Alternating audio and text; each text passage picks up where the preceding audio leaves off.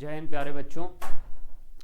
आज हम लोग लेके आए हैं आपके लिए एफएसटी पेपर नंबर 31 का डिस्कशन केमिस्ट्री का। मैं यानी संजीव भाटिया आपको first 25 question number 51 to 75 discuss करूंगा और क्वेश्चन नंबर 76 से विजय सर आपको डिस्कस करेंगे 100 तक।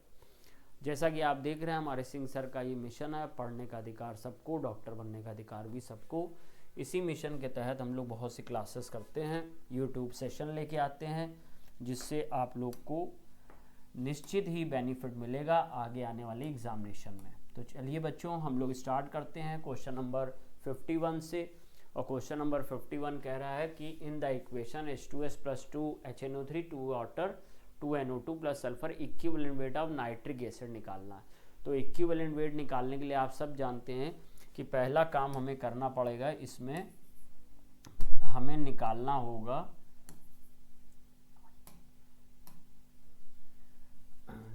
होगा हमें चेंज इन ऑक्सीडेशन नंबर या एन फैक्टर, वैलेंसी फैक्टर। देखो हमें निकालना किसका इक्विवेलेंट वेट है, नाइट्रिक एसिड का।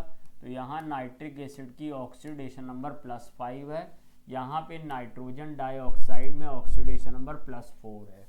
इस तरीके से अगर हम लोग HNO3 का वैलेंसी फैक्टर n निकालेंगे तो n इक्वल टू आ जाएगा 1 और +5 माइनस +4 इक्वल टू आ गया है 1। अब क्योंकि वैलेंसी फैक्टर 1 आ गया इसलिए इक्विवेलेंट वेट इक्वल टू हो जाएगा molecular weight upon valency factor n। Molecular weight HNO3 का 63 होता है, आप लोग को पता ही है, अपॉन 1 दैट मीन्स 63। और ये हो जाएगा हमारा फर्स्ट ऑप्शन करेक्ट, क्योंकि यहाँ फर्स्ट ऑप्शन में 63 दिया गया।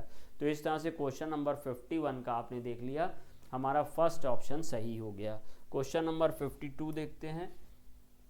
The rate of reaction between two reactant A and B decrease by a factor of 9 if the concentration of reactant B is tripled, the order of this reaction with respect to reactant B। ठीक है, rate of reaction between two reactant A and B decrease by a factor of 9 if the concentration of reactant B is triple। अब देखो केवल concentration of B की बात कर रहा है, A के बारे में कुछ बता नहीं रहा, और B के रेफरेंस में ही मुझे बतानी है ऑर्डर ऑफ रिएक्शन।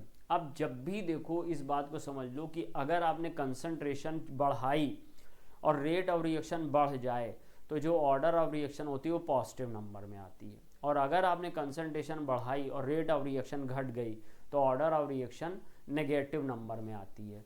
अब क्योंकि यहाँ पर हमारा कंसंट्रेशन हमने ट्रिपल किया तो हमारा डिक्रीज हो गया 9 टाइम, दैट मीन्स 3 की पावर अगर हम लोग -2 कर दें तो तब हमको 1/9 मिल जाएगा, और 9 टाइम्स हमारा डिक्रीज हो गया है, तो पावर जो है हमारी -2 आ रही है। इस तरह से देखते ही समझ में आ रहा है कि सेकेंड ऑप्शन होगा।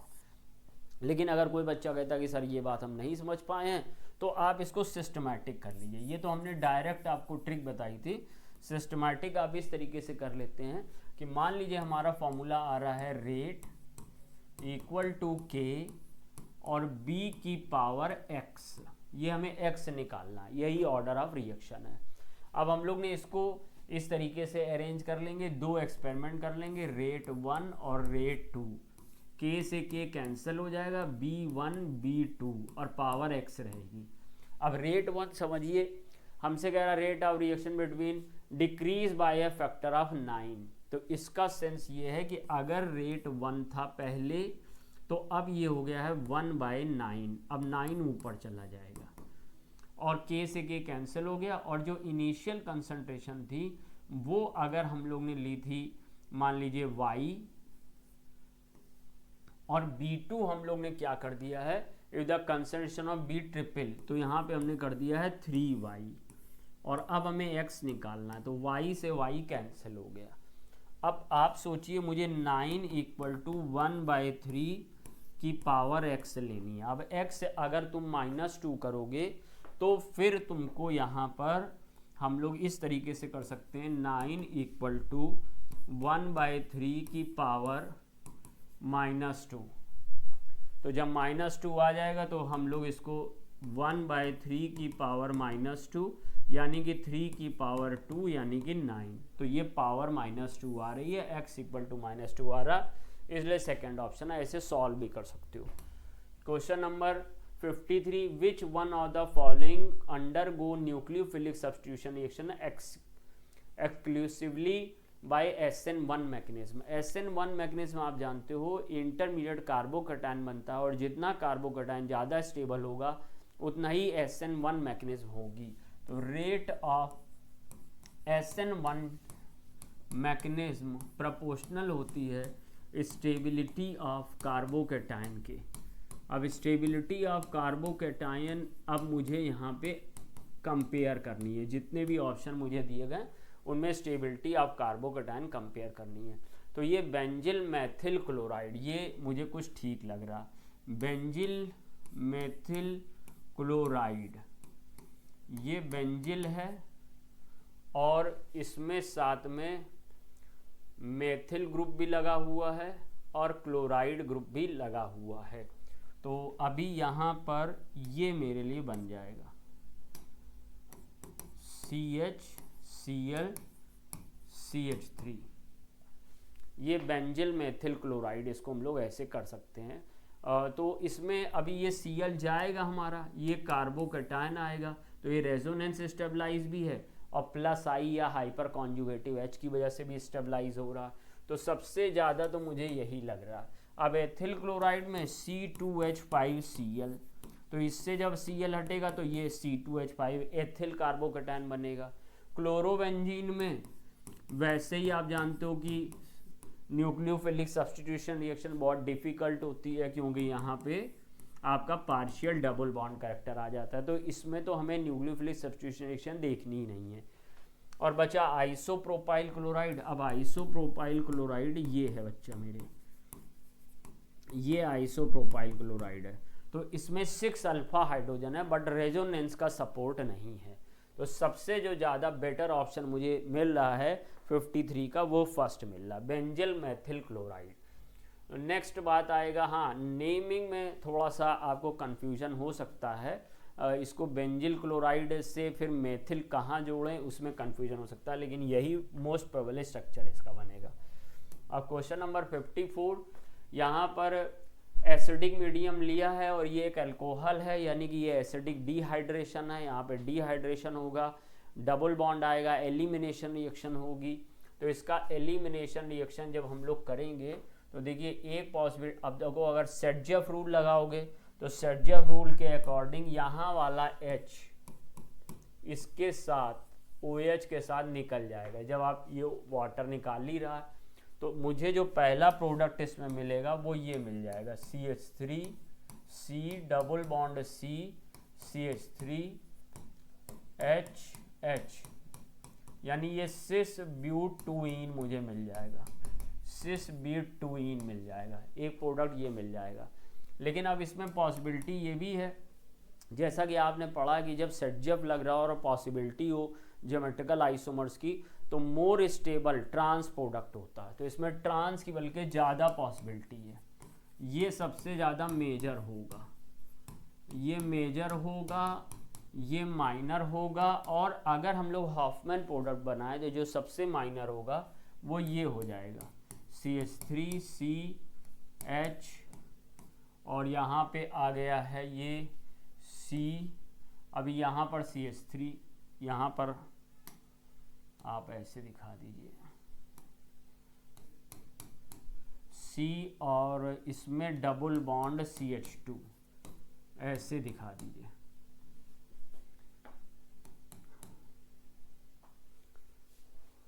तो CH3 CH2 CH double bond CH2, तो 3 पॉसिबल प्रोडक्ट बन रहे हैं। तो यहाँ पे ऑप्शन नंबर 4 के साथ हमें जाना चाहिए।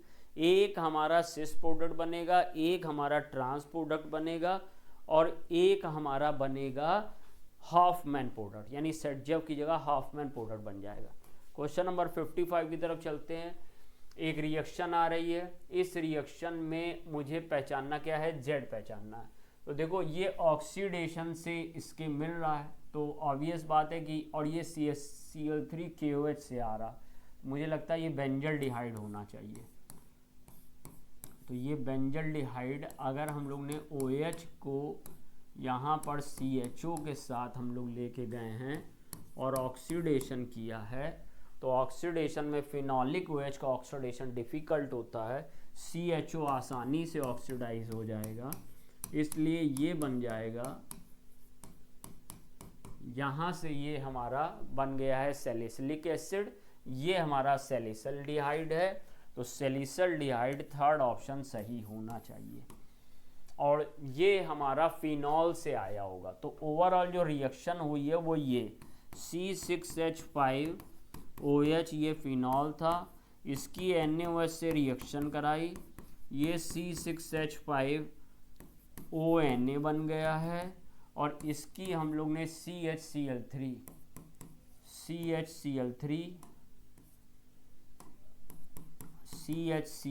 और KOH के साथ रीमर टीमैन रिएक्शन करा दी।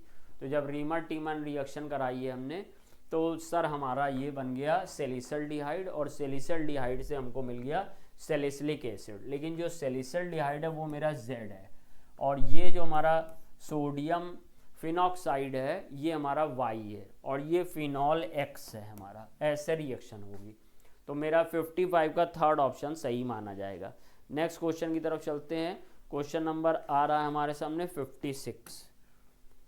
Aldol condensation between which of the following two compound followed by dehydration gives methyl vinyl ketone. Methyl vinyl ketone करना है, एल्डोल कंडेंसेशन करना है, और फॉलोड बाय डिहाइड्रेशन भी करना है, यानी कि हीट भी करना है।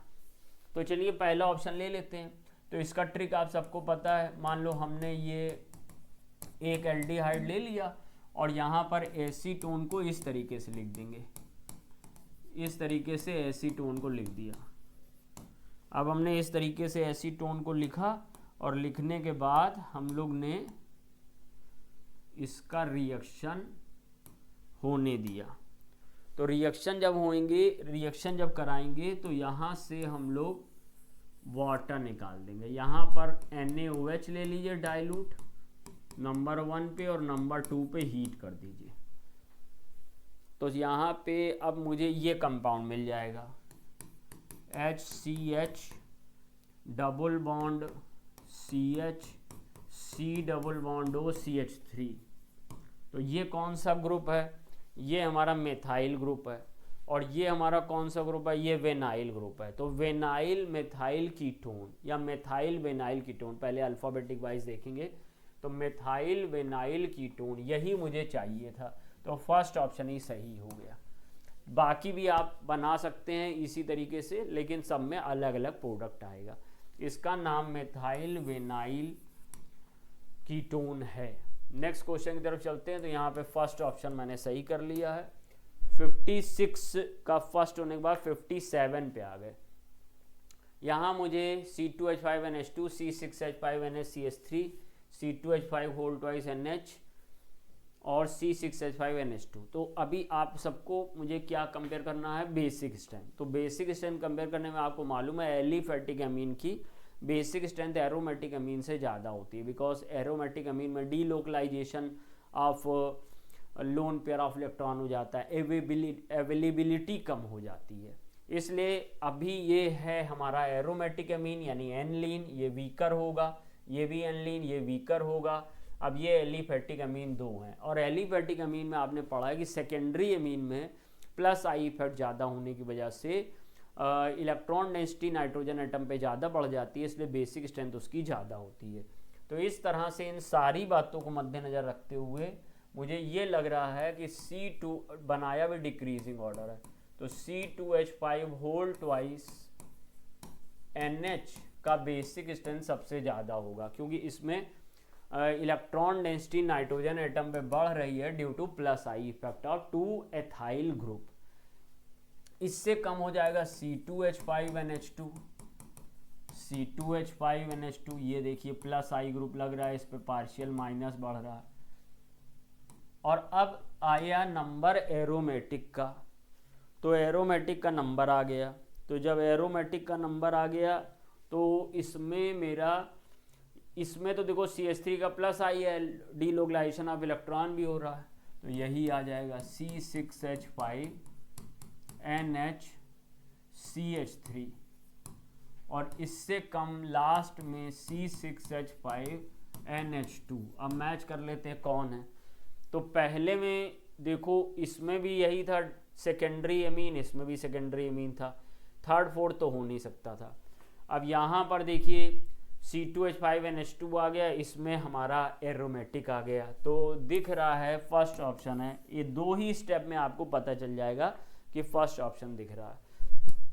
Question number 58, ammonium acetate can not be hydrolyse. तो ये बात गलत हो गई, क्योंकि अमोनियम एसीटेट वीक एसिड और वीक बेस का सॉल्ट है, वीक एसिड और वीक बेस का सॉल्ट है। तो वीक एसिड और वीक बेस सॉल्ट की तो हाइड्रोलिसिस होती है। अगर स्ट्रॉन्ग एसिड स्ट्रॉन्ग बेस का सॉल्ट होता तो हाइड्रोलिसिस ना होती। अगर सॉल्ट में एक भी वीक बन रहा है, या एसिड या बेस या दोनों, तो सॉल्ट हाइड्रोलिसिस होगी। तो अमोनियम एसीटेट की सॉल्ट हाइड्रोलिसिस होनी चाहिए, यहाँ लिख रहा है कैन नॉट बी हाइड्रोलाइज, गलत हो गया। It is a salt of weak acid and weak base, ये भी बात सही है, क्योंकि अमोनियम एसीटेट में जो एसीटेट आया वो एसिटिक एसिड से आया जो वीक एसिड है, और जो अमोनियम आया वो अमोनियम हाइड्रोक्साइड से आया जो वीक बेस है।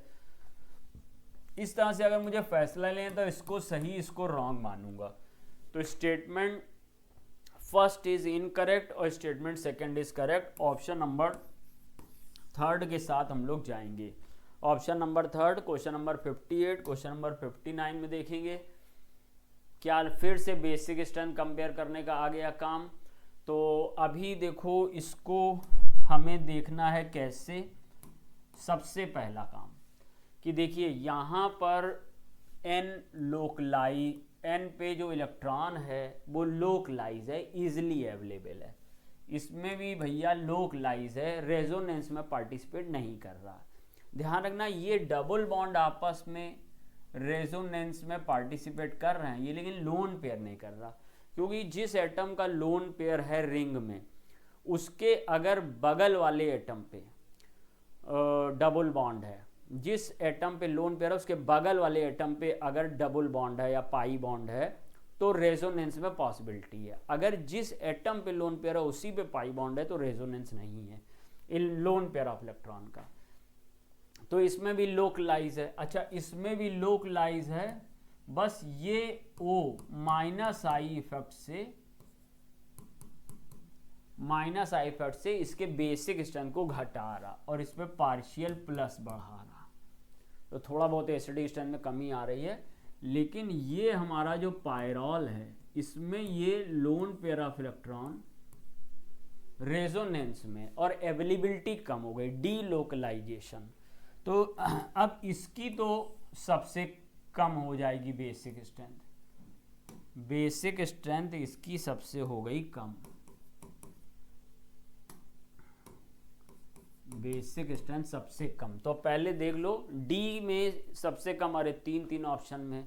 अच्छा अब इसमें देखो, जब इन दोनों में देखोगे इन तीनों में, तो इन तीनों में यहाँ पर हमारा जो डोनर एटम है वो sp2 है, हाई इलेक्ट्रोनेगेटिविटी है, तो फिर बेसिक स्ट्रेंथ कम हो जाएगी, डोनेशन पावर कम हो जाएगी। इसमें sp3 है, इसमें भी sp3 है, तो इनकी sp3 की ज़्यादा होगी। तो सबसे ज़्यादा किसकी हो जाएगी? A की, क्योंकि इसमें ना तो कोई इंडक्टिव इफेक्ट लग रहा है और इसके पास availability of lone pair of electron ज़्यादा है। उससे कम हो जाएगा C का, तो थर्ड ऑप्शन दिखने लग गया, थर्ड ऑप्शन हो गया दिखने लग गया, क्योंकि इसमें भी sp3 है, sp3 बड़े डोनर होते हैं। जब भी कभी इस तरीके से बेसिक स्ट्रेंथ कंपेयर करते हो तो पहले ये देख लिया करो कि एरोमेटिक और एलिफेटिक का देख लिया करो, या aromatic means delocalisation of electron तो नहीं हो रहा, रेजोनेंस में तो lone pair of electron participate नहीं कर रहा। अगर डीलोकलाइजेशन है तो बेसिक स्ट्रेंथ बहुत घट जाएगी। लोकलाइजेशन है, डीलोकलाइजेशन नहीं है, तो लोकलाइजेशन में फिर इलेक्ट्रोनेगेटिविटी नाइट्रोजन की निकाल लो। जितना हाइब्रिडेशन में एस करेक्टर ज़्यादा होगा जैसे sp में, उतना इलेक्ट्रोनेगेटिविटी ज़्यादा हो जाएगी, डोनर पावर कम हो जाएगी। अब यहाँ पर C हो गया, फिर ये sp2 हाइब्रिडेशन था, हाई इलेक्ट्रोनेगेटिविटी, B आ गया, और इसमें डी लोकलाइजेशन था, इसका सबसे कम हो गया, तो 59 का थर्ड हो गया। 60 में नंबर ऑफ इलेक्ट्रॉन हमें चाहिए, अब इसको बैलेंस कर लो। देखो यहाँ -1 है, यहाँ 4+ है, तो यहाँ पे +3 चार्ज बच रहा है और यहाँ पे 0 चार्ज है। इसका सेंस है कि अगर हम यहाँ पे 3 इलेक्ट्रॉन कर देते हो, +3 इस -3 से न्यूट्रलाइज हो जाएगा, चार्ज 0 हो जाएगा, इसलिए ये ऑप्शन थर्ड हो गया। एक और भी तरीका है इसके अंदर, और वो ये कि आप यहाँ पर इसकी ऑक्सीडेशन नंबर निकालिए +5, इसकी ऑक्सीडेशन नंबर निकालिए +2, तो डिफरेंस देखो कितने का आ रहा है, 3 का। तो difference in oxidation number loss और गेन इलेक्ट्रॉन होते हैं, बट ये ध्यान रखना ये 1 मोल के लिए लॉस और गेन आ रहा है। अगर रिएक्शन में बाई चांस यहाँ 2 होता फिर डबल हो जाता। तो अभी यहाँ पे दोनों ही रास्ते आपके सामने है, total change in oxidation number से निकाल लो, और या फिर आप ऐसे बैलेंस करके निकाल लो। तो ओवरऑल मेरा यहाँ पे थर्ड ऑप्शन सही माना जाएगा 60 का। अब हम लोग क्वेश्चन नंबर 61 की तरफ चलते हैं। क्वेश्चन नंबर 61, सिल्वर क्रोमेट दिया गया है और उसके लिए सॉल्युबिलिटी प्रोडक्ट का इक्वेशन लिखना है। तो ये सर ऐसे हो जाएगा 2Ag + CrO4 2-, इस तरीके से हमारा ये आयनाइज हो जाएगा।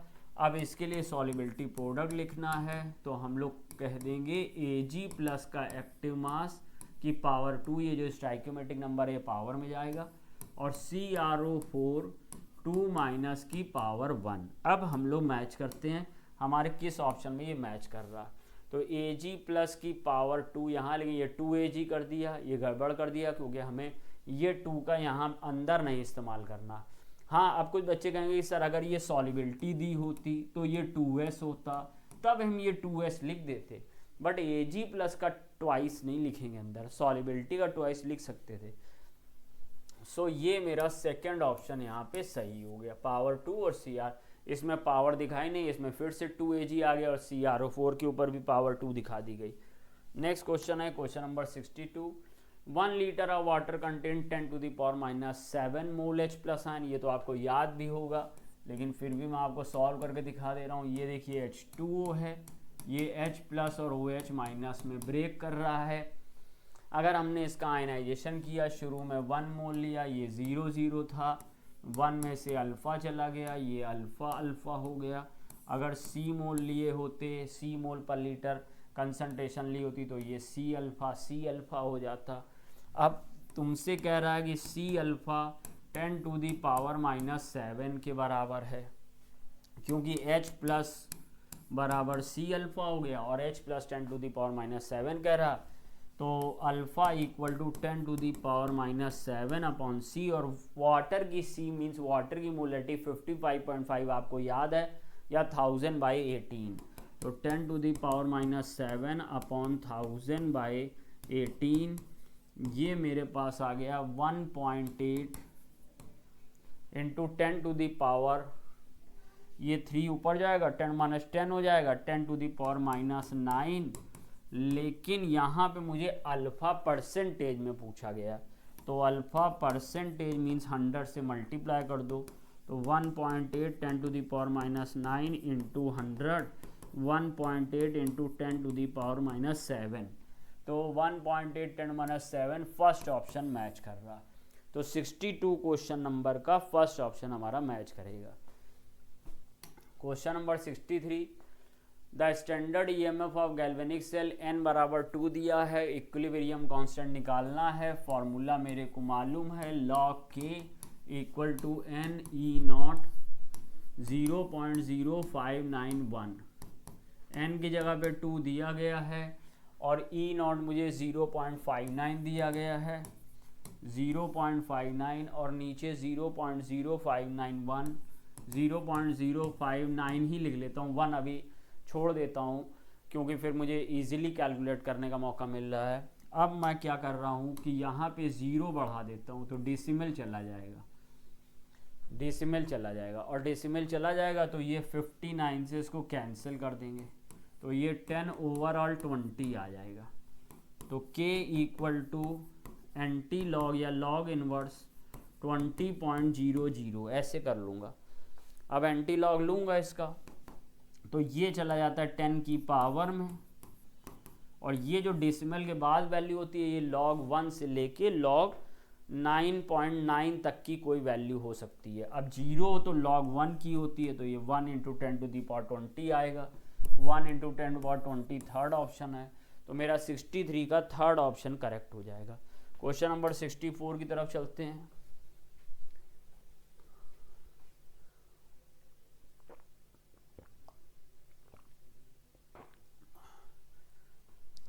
लीजिए, इलेक्ट्रोफिलिक सब्स्टिट्यूशन रिएक्शन का रेट बताना है। तो rate of electrophilic substitution reaction increase करता है +R से, +R और +I से, और डिक्रीज करता है -R और -I से। तो अब उसके अकॉर्डिंग अगर हम लोग चलेंगे तो जो एनलीन है हमारा, ये एनलीन है भाई, इस पे NH2 ग्रुप है, NH2 ग्रुप यहाँ पे +R लगा रहा है तो इंक्रीज कर रहा है। बेंजीन में कोई इफेक्ट नहीं लग रहा है, और कौन दिया गया, नाइट्रोबेंजीन, नाइट्रोबेंजीन -R लगा रहा, तो रेट ऑफ रिएक्शन घट रही है। -R बढ़ेगा तो रेट ऑफ रिएक्शन घटेगी, +R बढ़ेगा तो रेट ऑफ रिएक्शन बढ़ेगी। तो ये हमारा फर्स्ट था, ये सेकंड था, ये थर्ड था। Rate of electrophilic substitution reaction, aniline फिर बेंजीन फिर नाइट्रोबेंजीन, तो first second third first option correct हो गया।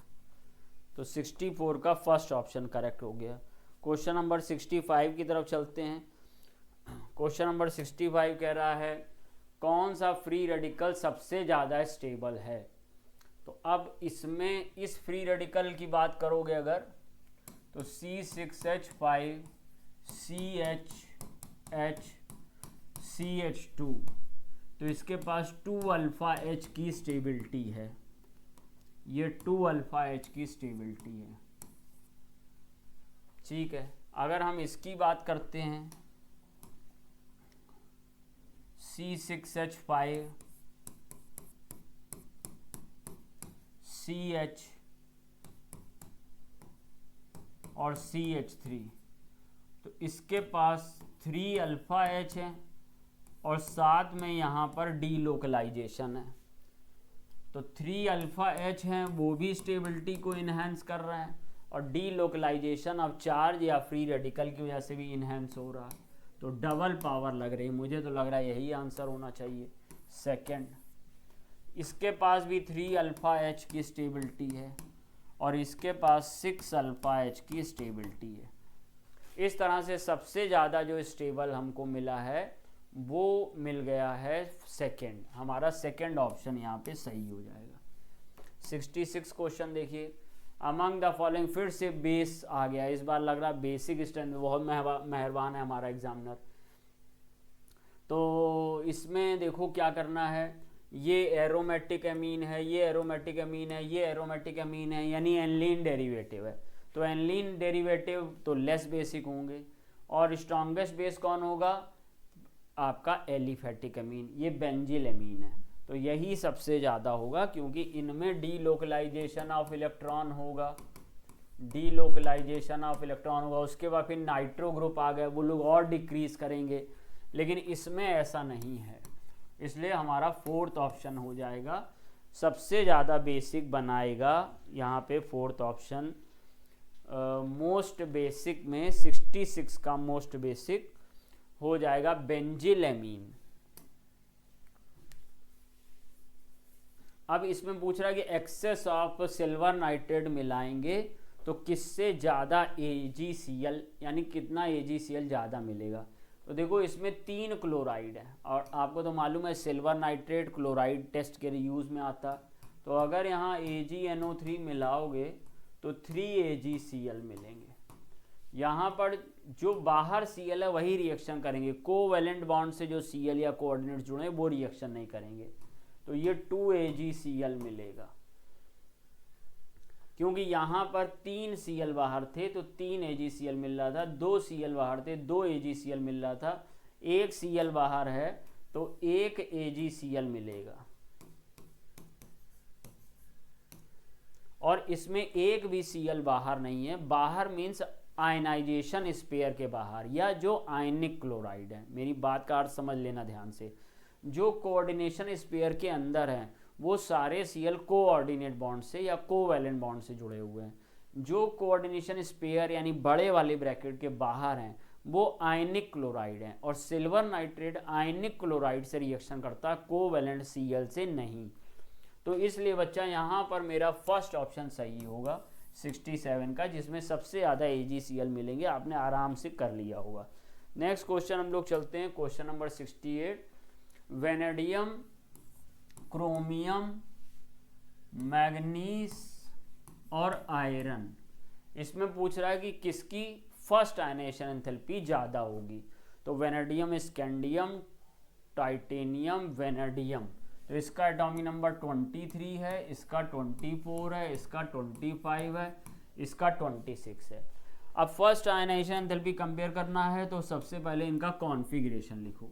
तो इसमें कॉन्फ़िगरेशन आएगा 3d3 4s2, इसमें 3d5 4s1, इसमें 3d5 4s2, इसमें 3d6 4s2। अब सब में फोर्थ शेल से इलेक्ट्रॉन निकालना है, फोर्थ शेल से पहला इलेक्ट्रॉन निकालेंगे। तो सब में n value maximum principal quantum number 4 है, तो भाई शेल नंबर के बेस पे तो देख नहीं पाएंगे। फिर देखें किसी के पास क्या स्टेबिलिटी है, तो S2 S1 तो कोई स्टेबिलिटी भी एडिशनल नहीं है, जैसे हाफ फील्ड फुल फील्ड वाली, जैसे P3 P6 D5 D10 वो भी नहीं है। तो अब सिंपली हम लोग को जिसका Z ज़्यादा होगा उसकी आयनेशन एंथैल्पी ज़्यादा होगी। हालांकि 3D सीरीज़ में कुछ एक्सेप्शनल केसेस भी आते हैं, लेकिन यहाँ आप सेफ हैं, एक्सेप्शन नहीं है। तो यहाँ पे आपका फर्स्ट आयनेशन एंथैल्पी बढ़ता जाएगा और सबसे ज़्यादा Fe का होगा, इसलिए मैं फोर्थ ऑप्शन के साथ जाऊँगा 68 क्वेश्चन नंबर में, फोर्थ ऑप्शन। क्वेश्चन नंबर 69 पे चलते हैं।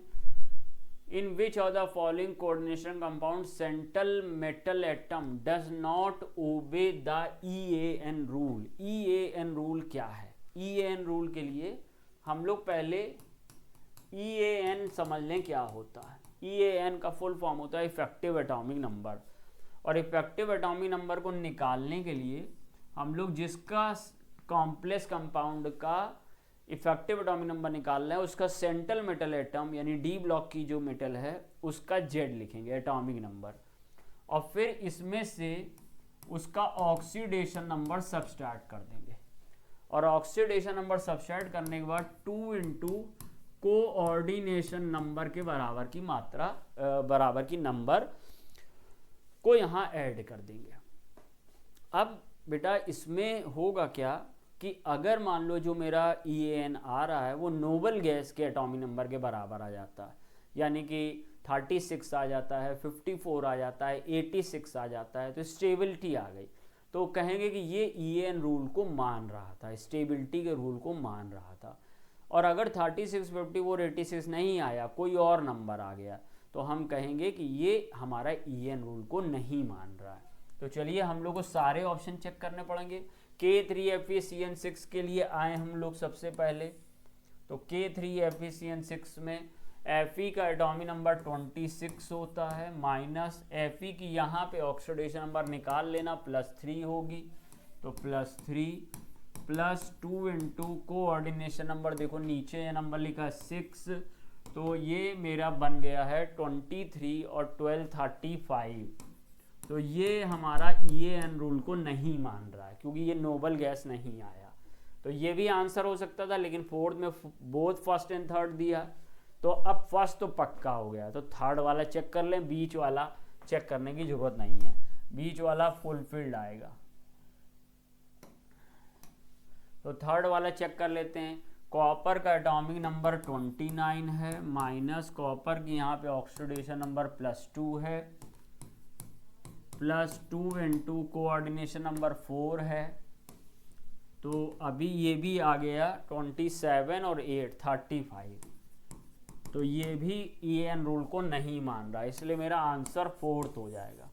लेकिन अब कुछ बच्चे कह सकते हैं कि अब हमको सेकंड पे भी पहले चेक करके बताइए, ज़रूरी नहीं कि सेकंड EN रूल को फॉलो कर ही रहा है। तो चलो भाई तुम्हारा कहना मान ले रहे हैं, इसको ले आ रहे हैं K4Fe में। यहाँ फिर Fe का एटॉमिक नंबर 26, ऑक्सीडेशन नंबर +2 है, निकाल लेना, और 2 × 6 कोऑर्डिनेशन नंबर 6 है। तो देखो 24 और 12 यहाँ पे आ गया 36। ये EN रूल को मान रहा क्योंकि नोबल गैस के बराबर का आ गया है इसमें नंबर। इस तरह से मेरा 69 का 4th हो गया। चलते हैं क्वेश्चन नंबर 70 पर। अब क्वेश्चन है CH3COH को N3H यानी हाइड्राजोइक एसिड के साथ रिएक्शन कराया गया, या इसको हाइड्रोजन एजाइड भी कहते हैं। तो ये रिएक्शन सिमिट रिएक्शन है जो एमीन्स बनाने के काम में आती है। कार्बोक्सिलिक एसिड से एक कार्बन कम का एमीन बनाते हैं, जैसे हॉफमैन ब्रोमामाइड रिएक्शन है, उसमें एमाइड से एमीन बनाते हैं एक कार्बन कम करके। यहाँ सिमिट रिएक्शन में कार्बोक्सिलिक एसिड में जैसे यहाँ 2 कार्बन है तो एक कार्बन की अमीन बनेगी। ये सिमिट रिएक्शन है, इसको डायरेक्ट याद रखिए। जेड बनाना है इसमें, चलिए तो बना लेते हैं। ये मुझे दिया गया है फिनॉल, और फिनॉल की रिएक्शन NaOH से कराई। NaOH बेस है, फिनॉल वीकली एसिडिक है, लेकिन इतना है कि ये यहाँ पे सॉल्ट बना देगा, सोडियम फिनॉक्साइड। ये X है। अब इसका रिएक्शन CO2 से हाई प्रेशर पे कराएंगे। तो हाई प्रेशर पे कराएंगे तो मुझे यहाँ पे सोडियम सैलिसिलेट मिल जाएगा, सोडियम सैलिसिलेट।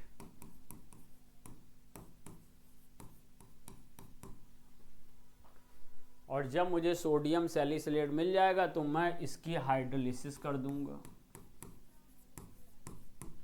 तो जब मैं इसकी हाइड्रोलिसिस करूंगा तो हाइड्रोलिसिस करने पर मुझे मिल जाएगा यहाँ पर सैलिसिलिक एसिड।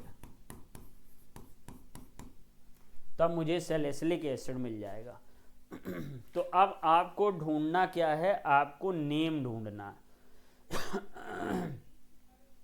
तो देखिए नेम, ये इसमें एक करेक्शन कर लेते हैं।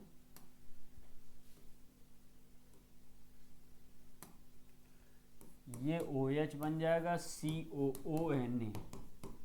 ये कौन है, Y है। ये कौन है, Z है। मुझसे पूछा क्या गया है, Z। तो ये सैलिसिलिक एसिड है। सैलिसिलिक एसिड का फॉर्मूला आपके सामने है। नेक्स्ट क्वेश्चन की तरफ चलते हैं। Question number 72। SOCl2OH को रिमूव करके Cl को एंट्री दिलाएगी। CH3 CH2 CH2Cl। ये डायवर्जन रिएक्शन है। यहाँ पे SO2 निकल जाएगा, HCl निकल जाएगा और क्लोरोएल्केन मिल जाएगा। अब एल्कोहलिक OH के साथ एक एलिमिनेशन रिएक्शन हो जाएगी, और ये एलिमिनेशन रिएक्शन यहाँ मुझे एल्कीन देगी, CH3CH double bond CH2 propene दे देगी। आगे मुझे रिएक्शन में क्या बनाना है, मुझे डाइल्यूट H2SO4 के साथ सिंपल हाइड्रेशन करना है। डाइल्यूट H2SO4 के साथ, यानी कि H+ और OH- नेगेटिव पार्ट है जो उस कार्बन पे मार्कोनिकॉफ के अकॉर्डिंग अटैक करेगा जिस पर कम से कम H है डबल बॉन्ड वाले पे। तो CH3 CHOH CH3 क्या मिल गया, प्रोपेन 2ऑल। प्रोपेन 2ऑल थर्ड ऑप्शन में बना हुआ मिल रहा है, फर्स्ट में नहीं, बाकी में नहीं। मैच कर लेते हैं। तो इस तरह से मेरा 72 क्वेश्चन नंबर का थर्ड ऑप्शन सही हो गया। नेक्स्ट क्वेश्चन की तरफ जाते हैं। Question number 73। ये देखो डाइल्यूट NaOH का CH3CHO को हीट किया है। ये एल्डोल कंडेंसेशन है। इसमें हमारा अल्फा बीटा अनसैचुरेटेड एल्डिहाइड बनेगा।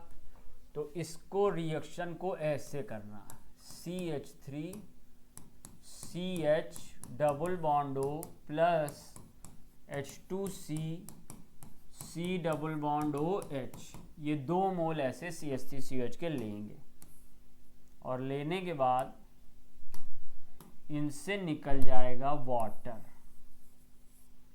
तो मुझे मिल जाएगा CH3 CH double bond CH COH। आगे क्या करना है, LiLH4 की रिएक्शन करानी है।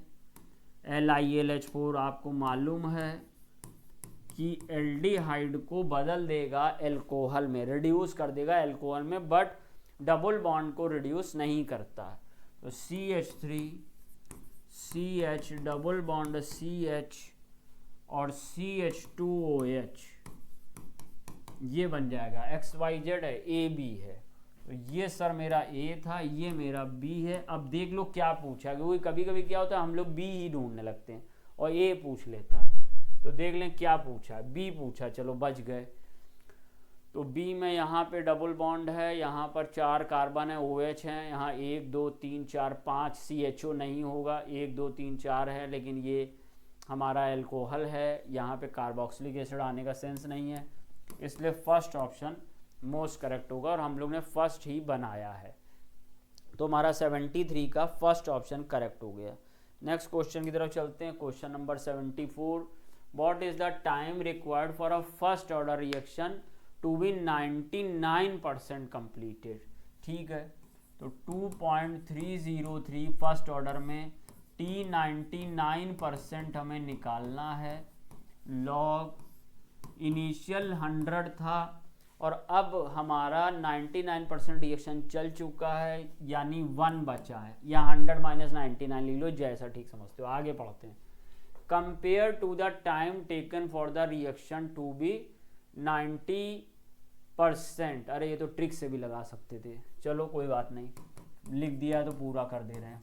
जो मेथड है 2.303 T 90% लॉग इनिशियल कंसंट्रेशन 100, अब 90 चल चुकी है तो 10 बची है, 100 - 90। अब सॉल्व करने का समय आया, तो सॉल्व करने में 2.303 को 2.303 से कैंसिल कर दिया। लॉग 100 की वैल्यू 2 आएगी, तो 2/T 99%, 99% दिया है ना, हाँ। और यहाँ पर log 10 = 1, 1/T 90%। तो किसका निकालना है, what is the time required for a first order reaction to be 99%। तो T 99 निकालना है, तो T 99 = हो जाएगा 2 × T 90%, यानी डबल टाइम चाहिए। तो देयर इज नो चेंज, गलत है, टाइम टेकन इज डबल सही है, टाइम टेकन इज ट्रिपल गलत है, time required is half the initial value, ये कुछ नहीं समझ में आया, तो सेकंड हो गया। लास्ट क्वेश्चन हमारे पार्ट का, मैक्सिमम वर्क डन निकालना है। तो W = एक फॉर्मूला आपने पढ़ा है NFE0 प्लस का NFE0। N हमको दिया है, Mg से Mg2+ में 2 इलेक्ट्रॉन का लॉस हो रहा है, तो N2 है। F 96,500 होता है। E0 सेल का नहीं दिया गया है, लेकिन हमें हाफ सेल के पोटेंशियल दिए गए हैं, तो E0 की जगह हम लोग लिखेंगे E0, क्योंकि Mg का Mg+2 में ऑक्सीडेशन हो रहा है, तो ऑक्सीडेशन रखो, और सिल्वर प्लस का सिल्वर में रिडक्शन हो रहा है, तो रिडक्शन पोटेंशियल रखो। एक साथ सब मल्टीप्लाई कर लेंगे, 96,500 Mg से Mg2+ जाएगा +2.37, क्योंकि देखो Mg2+ से Mg में माइनस है, तो Mg से Mg2+ भेजोगे तो प्लस हो जाएगा, +2.37 प्लस Ag+ से अगर Ag भेजोगे तो 0.80 एज इट इज बना रहेगा। अब कलम चेंज करके दूसरी कलम से लिखते हैं, तो 2 × 96,500 इंटू ये ऐड कर लो 707, 8 और 3 11 और 3.17। अब भैया मल्टीप्लाई कर लो, देखो कौन सा मैच करता है। आप ही लोग डायरेक्ट मल्टीप्लाई कर लीजिए, मैं फिर भी यहाँ अपने कैलकुलेटर से कर रहा हूँ। 2 multiply by 96,500 multiply by 3.17 611,810 611,810 fourth option मिल गया जूल। तो इस तरह से भाई साहब हमने आपको क्वेश्चन नंबर 51 से 75 तक डिस्कस किया। आगे विजय सर हमारे डिस्कस करेंगे। तो उम्मीद है आप लोग इनने एंजॉय किया होगा, समझे होंगे। कोई डाउट या कोई क्वेरी या कोई समस्या हो कमेंट बॉक्स में बताइएगा। मिलते रहेंगे इसी प्रकार से। तो बाय बच्चों, बहुत बहुत धन्यवाद आप लोग ने इस वीडियो को देखा। चलिए बेटा, संजीव सर ने बेटा 51 से 75 तक कर दिया। 76 ऑनवर्ड बेटा FLT 31 का डिस्कशन हम करते हैं। चलिए बेटा, क्वेश्चन नंबर 76 एनिलीन के नाइट्रेशन की बेटा बात कर रहा। आप सबको मालूम है एनिलीन में जो बेटा NH2 होता है वो स्ट्रॉन्ग एक्टिवेटिंग ग्रुप है। इलेक्ट्रॉन डेंसिटी बेटा कहाँ पर बढ़ाता है? आर्थो और पैरा पे। तो कमिंग इलेक्ट्रोफाइल नाइट्रेशन का NO2 प्लस बेटा आर्थो पर भी आएगा, पैरा पे भी आएगा, तो पहला भी बनेगा, तीसरा भी बनेगा। लेकिन ध्यान रखिएगा ये लगभग 47% बनता है, सॉरी 51% बनता है। ये बेटा लगभग 2% बनता है अगर स्ट्रॉन्ग एसिडिक कंडीशन है। और इसके अलावा बेटा सफिशेंट अमाउंट बेटा मेटा डेरिवेटिव का बनता है लगभग 47%। और कोई पूछे ऐसा क्यों, तो ऐसा बेटा चूँकि स्ट्रॉन्ग एसिडिक कंडीशन में एनिलीनियम आयन बना लेता है, जो कि बेटा क्या होता है? Meta directive. ठीक, तो अगर स्ट्रॉन्ग एसिडिक कंडीशन लिखा है तो बेटा आर्थो पैरा मेटा तीनों बनते हैं। सबसे ज़्यादा पैरा 51%, फिर बेटा आपका मेटा 47%, 2% केवल बनता है। तो इसका करेक्ट आंसर बेटा फोर्थ।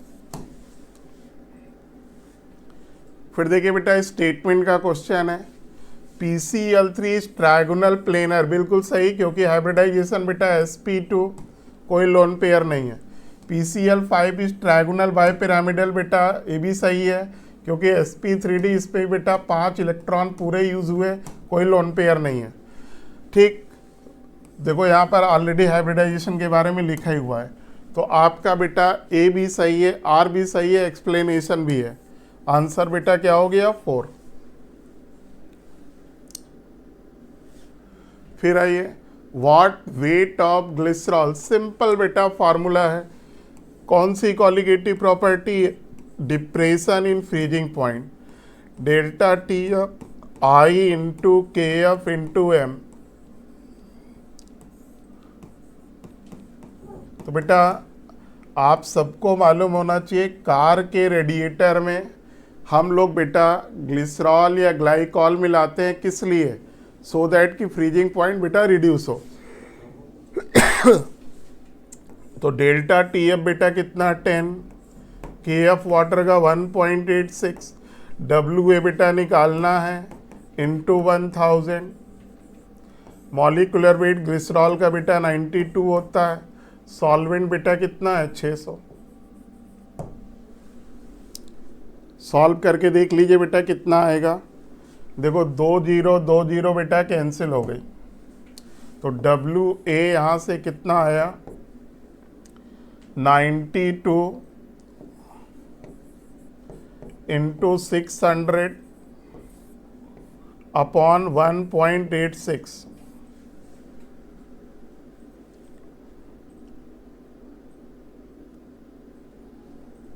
ये 10 भी है बेटा, डिवाइड बाई 10।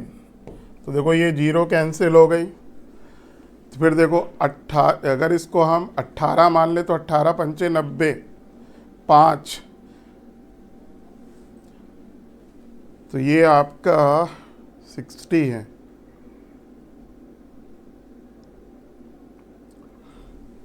इसको अगर हम बेटा मान लें तो 18 तिहाई 54 30 लेकिन आ रहा, कहीं कुछ गलत है क्या?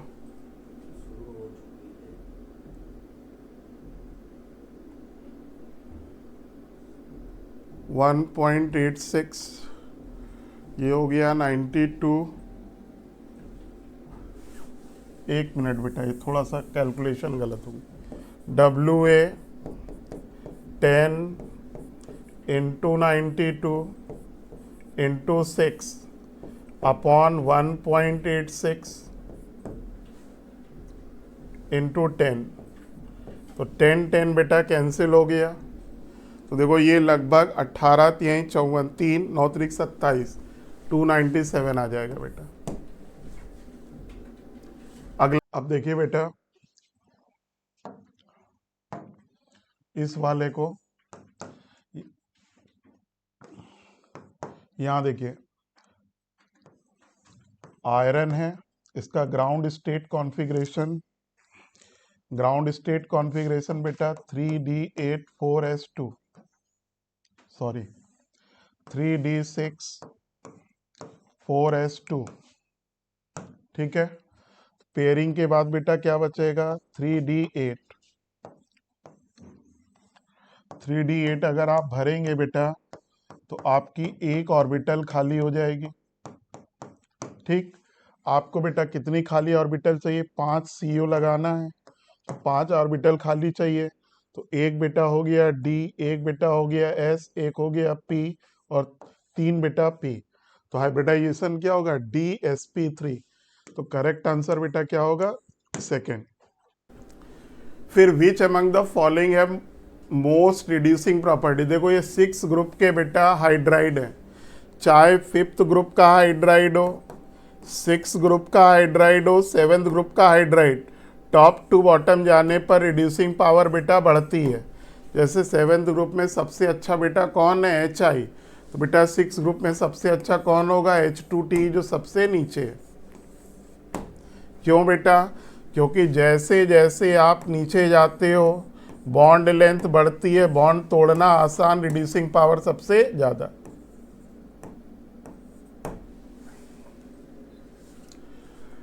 फिर बेटा 81 डेल्टा H दिया है, क्या पूछा है? Value of X for the reaction, bond energy दी हुई है। तो देखो बेटा बॉन्ड एनर्जी से चलो हम लोग डेल्टा H निकालते हैं। तो बेटा ये क्या होगा? 1/2 A2 की बॉन्ड एनर्जी कितनी है बेटा? X। फिर बेटा 1/2 B2 की बॉन्ड एनर्जी कितनी है? X/2।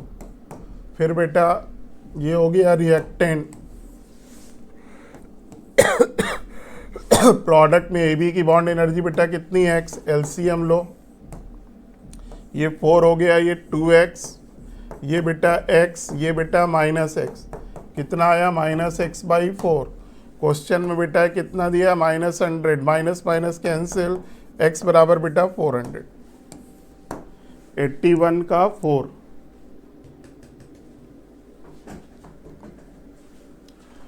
फिर देखो propyl benzene react with bromine in presence of light और हीट। प्रोपाइल बेंजीन बेटा देखो किसकी प्रेजेंस में कर रहे हैं? लाइट और हीट। तो ये क्या है? Free radical substitution. इंटरमीडिएट बेटा क्या होगा? Free radical. इसका शॉर्टकट सीखिए, यहाँ से Br हटाओगे तो प्राइमरी फ्री रेडिकल। ये तो बेटा आपका फिनाइलिक है तो सबसे लीस्ट स्टेबल होगा। ये वाला आपका सेकेंडरी है, ये वाला बेटा आपका टर्सरी है। और आप सबको मालूम है फ्री रेडिकल में स्टेबिलिटी का ऑर्डर बेटा टर्सरी, सेकेंडरी, प्राइमरी। तो करेक्ट आंसर बेटा 4th। तो अगर इसमें ऑर्डर देखोगे तो बेटा 4, फिर 3rd, फिर 1st, फिर 2nd। करेक्ट ऑर्डर होगा बेटा 4, 3rd, 1st, 2nd। सेकेंड में बेटा आपका फ्री रेडिकल बहुत कम स्टेबल होगा। आइए एसिडिक स्ट्रेंथ की बात कर रहा है। देखो ये बेटा बेंजोइक एसिड है, आर्थो नाइट्रोबेंजोइक एसिड है, पैरा नाइट्रोबेंजोइक एसिड है, मेटा नाइट्रोबेंजोइक एसिड। तो पक्की बात है आर्थो वाला बेटा सबसे ज़्यादा चाहे आप आर्थो इफेक्ट बोल लो, हालांकि आर्थो इफेक्ट नहीं है, कॉन्सेप्ट के कारण ही बेटा NO2 क्या होता है, -M-I, दोनों मिलके एसिडिक क्रिस्टल को बढ़ाते हैं। आर्थो के बाद बेटा किसका नंबर आएगा, पैरा का, पैरा के बाद किसका नंबर आएगा, मेटा का, फिर बेटा आपका बेंजोइक एसिड।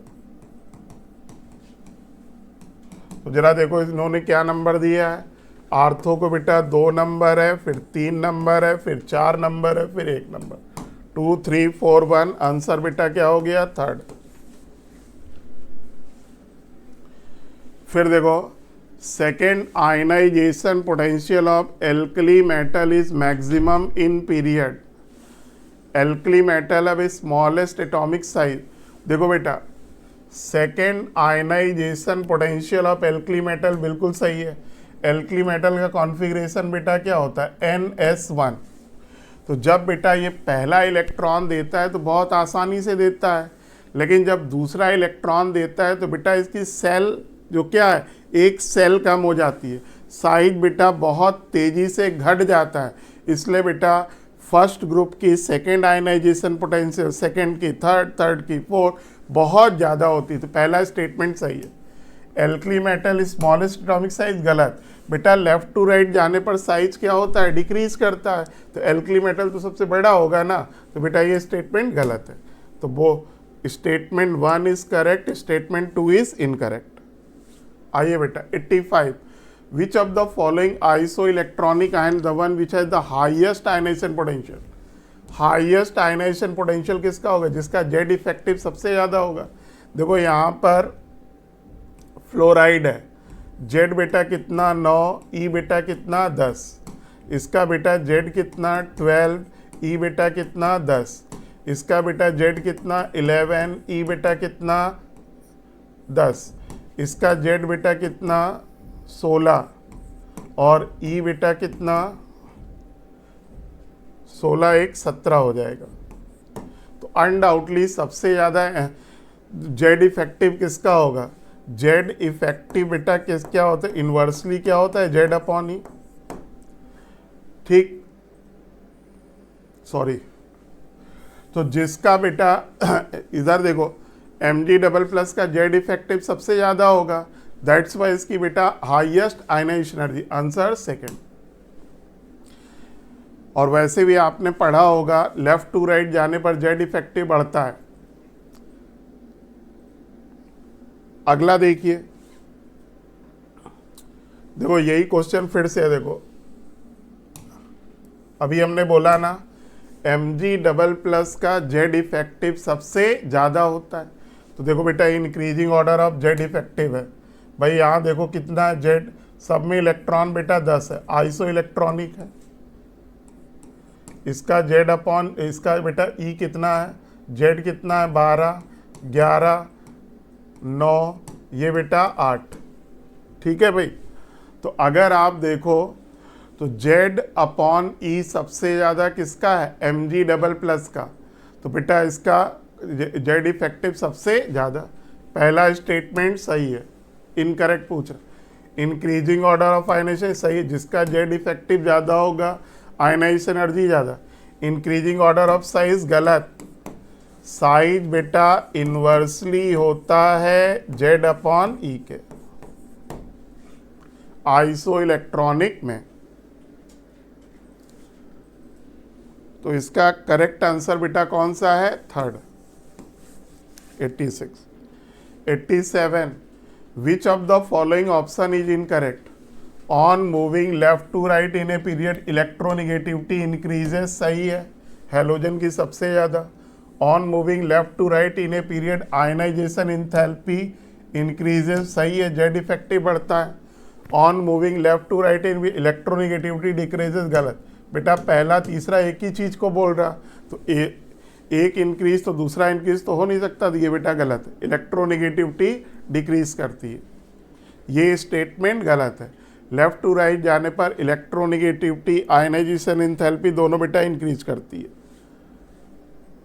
तो इसका करेक्ट आंसर क्या हुआ, थर्ड।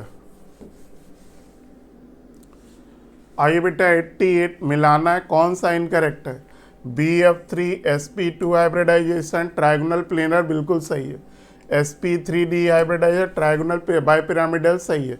SF6 देखो बेटा इसमें हाइब्रिडाइजेशन क्या है, sp3d2, ठीक, 6 बॉन्ड पेयर है बेटा। अब इसके पास बेटा कोई लोन पेयर नहीं है, जब लोन पेयर नहीं है तो बेटा इसका स्ट्रक्चर क्या होगा, ऑक्टाहेड्रल। और लिखा क्या है बेटा, स्क्वायर प्लेनर, गलत। BCl2 लीनियर होता है बेटा, सही है। तो इसका करेक्ट आंसर बेटा थर्ड। 89 बेटा क्लोरोफॉर्म की रिएक्शन पैराटोलिडीन, पैराटोलिडीन मतलब पैरा पोजीशन पर CH3 ग्रुप।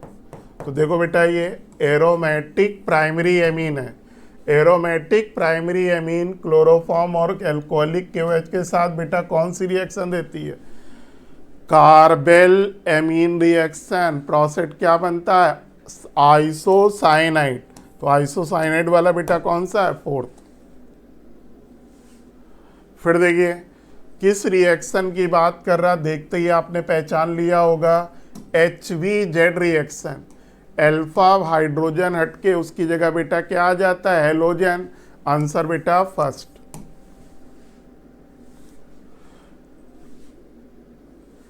91 एक ऑर्गेनिक कंपाउंड है मिथाइल मैग्नीशियम आयोडाइड से के साथ एडिशन प्रोडक्ट बनाता है, जिसकी हाइड्रोलिसिस करने पर कंपाउंड बी बन रहा।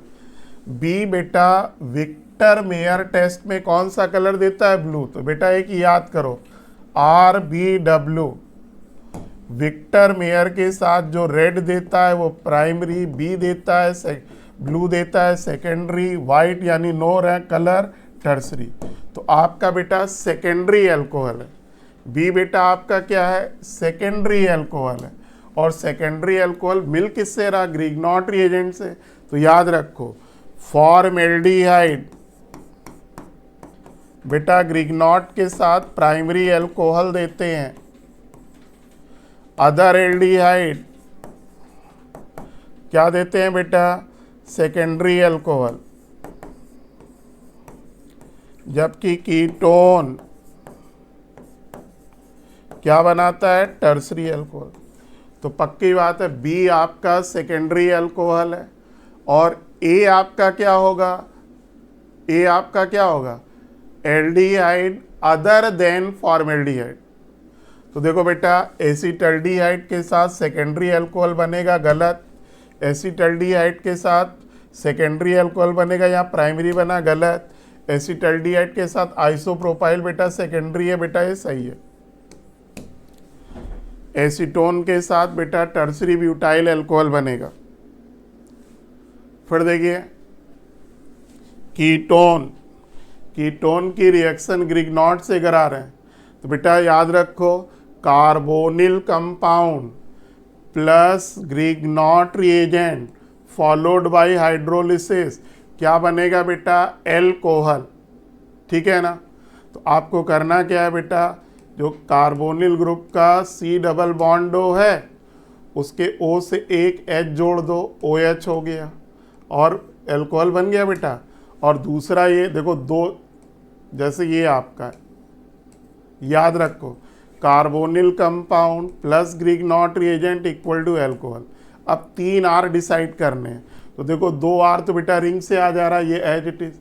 तीसरा बेटा ये आपका स्क्वायर आ जाएगा।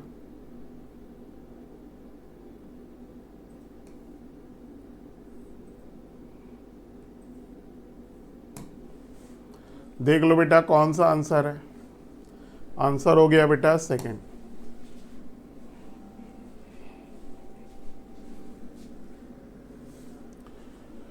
फिर देखिए बेटा एल्कोहल की रिएक्शन PCl5 से करा रहे हैं, न्यूक्लियोफिलिक सब्स्टिट्यूशन CH3CH2Cl। ठीक।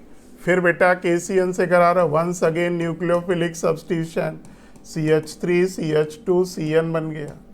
अब देखो बेटा नाइट्राइल की रिएक्शन किससे करा रहे हैं बेटा, ग्रिग्नॉट से। तो याद रखो जब नाइट्राइल की रिएक्शन ग्रिग्नॉट से कराते हैं फॉलोड बाय हाइड्रोलिसिस प्रोडक्ट बेटा क्या बनता है, कार्बोनिल कंपाउंड। कार्बोनिल कंपाउंड के 2 R किससे डिसाइड होंगे, एक बेटा ग्रिग्नॉट से, CH3 आ गया, एक बेटा नाइट्राइल से, क्योंकि आपका C ये बेटा कार्बोनिल में कन्वर्ट होता है। आंसर बेटा first. At a given temperature total vapour pressure, आपसे देखो क्या पूछा है, सॉल्यूशन में A और B के मोल फ्रैक्शन का रेशियो 2:1 है। XA/XB बेटा 2:1 है। आपसे बेटा क्या पूछ रहा, YA/YB। YA/YB बेटा क्या होता है, PA/P होता है। PA/PB, PA बेटा क्या होगा, PA0XA। ये बेटा क्या होगा, PB0XB। अब देखो XA/XB तो बेटा आपको 2:1 दिया हुआ है, PA0 PB0 नहीं दिया।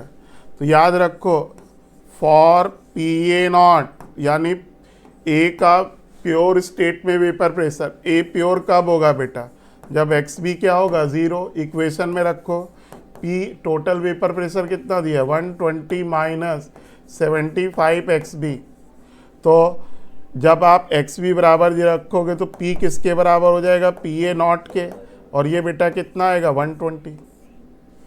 फिर जब XB बराबर बेटा 1 रखोगे, ठीक, तो आपको P क्या कहलाएगा, PB0, और ये कितना होगा 120 माइनस 75, 25 20 45 हो गया। अब यहाँ रख दो बेटा, ये 120 है, ये बेटा 45 है, 15 तिया 45, 15 8 120, 16/3 आंसर आ गया, 16/3, 94 का बेटा 4। अगला देखिए, इक्विवेलेंट कंडक्टेंस, आपसे बेटा किसका पूछ रहा, एसिटिक एसिड का। एसिटिक एसिड में बेटा कौन से 2 आयन है, एसीटेट आयन और H+। तो ये तो सबको मालूम होगा, जिन 2 आयन हो उनको बेटा जोड़ दो। तो देखो एसीटेट आयन बेटा किस में है, सोडियम एसीटेट में। H+ बेटा किस में है, HCl में। NaCl वाली वैल्यू बेटा घटा दो, सिंपल हो गया। तो बेटा सोडियम एसीटेट की वैल्यू कितनी दी है, 91। HCl की बेटा 426.16, NaCl का बेटा 126.45। जोड़ घटा लो, वैसे सबको आंसर रट जाना चाहिए। एसिटिक एसिड का 390.7 होता है। फिर देखो बेटा, ये कंसंट्रेशन सेल का एग्जाम्पल है। कंसंट्रेशन सेल में बेटा ये इलेक्ट्रोड कंसंट्रेशन सेल है।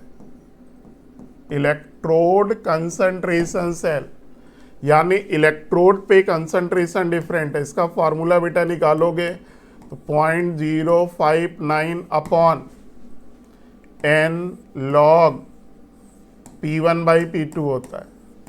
और अगर इलेक्ट्रोलाइट कंसंट्रेशन सेल हो यानी दोनों में आयन डिफरेंट हो, प्रेशर सेम हो, तब बेटा यही फार्मूला होता है, E cell equal to plus 0.059/n log concentration in reduction of cell upon oxidation of cell. आपका क्वेश्चन इस पर है 0.059, n की वैल्यू बेटा कितना होगा 2, क्योंकि देखो एनोड की रिएक्शन क्या होगी, H2 give 2H plus 2 electron. Cathode की भी रिएक्शन क्या होगी, 2H plus 2 electron gives H2। ठीक, लॉग ये बेटा आपका कितना है 2, ये बेटा कितना है 10, 0.059/2 log 1/5। इसको आप लिख सकते हो 0.03 log 5। log 5 की वैल्यू बेटा क्या होती है 0.7, मल्टीप्लाई करो माइनस में आ जाएगा -0.02, 97। सेकेंड स्टेप बेटा रेट डिटर्मिनिंग स्टेप है। ठीक है ना। तो आपको देखो सेकेंड स्टेप बेटा रेट डिटर्मिनिंग है, तो ये बेटा स्लो हो गया, ये कैसा हुआ फास्ट। तो स्लो से आप क्या लिखोगे बेटा, रेट लॉ। तो रेट लॉ बेटा क्या आएगा, K N O into N O B R two. अब देखो बेटा एन ओ बेटा मेन का पार्ट है, N O B R two main का पार्ट नहीं है।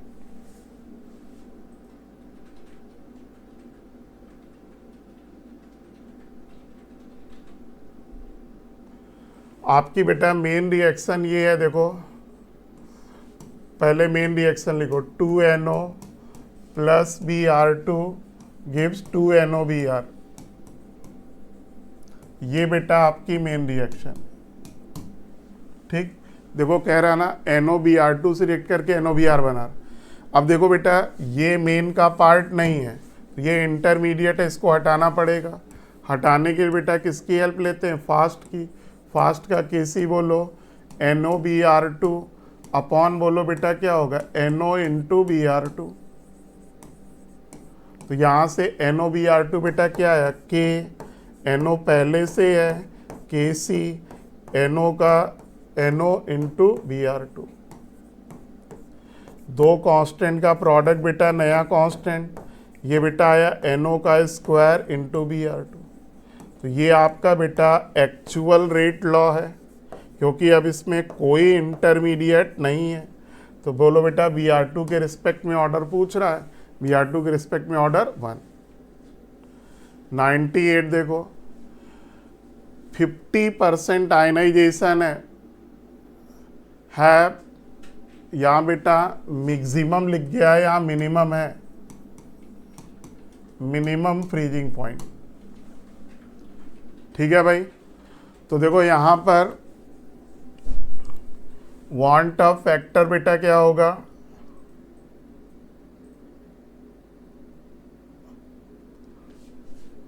वन प्लस 2 अल्फा होगा, यहाँ पर बेटा 1 प्लस 4 अल्फा होगा, यहाँ पर बेटा 1 प्लस अल्फा होगा, यहाँ पर बेटा 1 प्लस अल्फा होगा। ठीक। तो यहाँ पर वांट ऑफ फैक्टर अगर आप देखो, वांट ऑफ फैक्टर अगर आप देखो बेटा, तो यहाँ पर 1 प्लस 2 इंटू 0.5, यहाँ वांट ऑफ फैक्टर 2 है। यहाँ 1 प्लस 4 इंटू 0.5 बेटा यहाँ 3 है। यहाँ 1 प्लस बेटा 0.5 1.5 है। यहाँ पर बेटा 1 प्लस 0.5 1.5 है।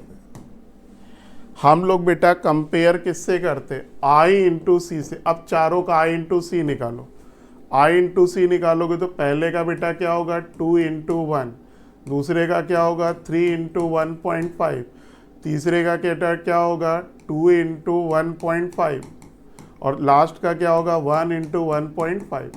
देखो ये 2 है, ये बेटा 4.5 है, ये बेटा 3 है और ये बेटा 1.5 है। तो जिसका I इंटू सी सबसे ज़्यादा उसका फ्रीजिंग पॉइंट सबसे कम। अब यहाँ मैक्सिमम पूछा है मिनिमम, एक मिनट जरा देख लूँ। 98